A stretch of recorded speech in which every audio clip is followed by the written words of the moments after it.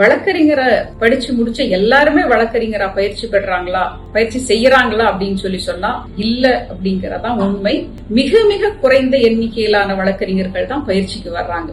அப்படி வர முடியாம போறதுக்கு என்ன காரணம்னு சொன்னா பொருளாதாரம் தான்.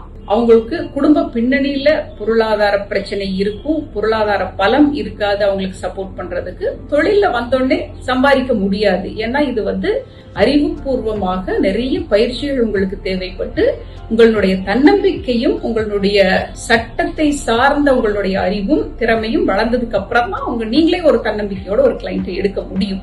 அப்படி இருக்கிற நிலைமையில ஆனால் நம்ம அனைத்து பகுதிகளிலும் தமிழ்நாட்டினுடைய மூலை முடுக்குல எல்லாம் கூட ஒரு சிறந்த வழக்கறிஞர்களை நம்ம கொண்டு போய் சேர்க்கணும். அப்பதான் இந்த சட்டம் அப்படிங்கிறது ஒரு நல்ல சமூகத்தை உருவாக்க முடியும்.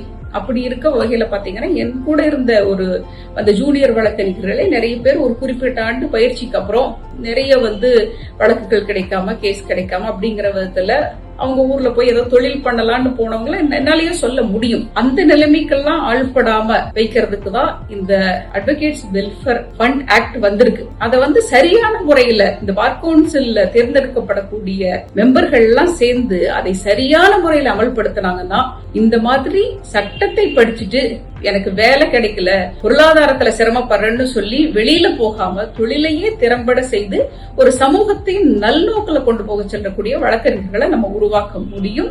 என் பெயர் கனிமொழிமதி. நான் பார் கவுன்சில் எலெக்ஷன்ல போட்டியிடுறேன். எனக்கு சீரியல் நம்பர் 39.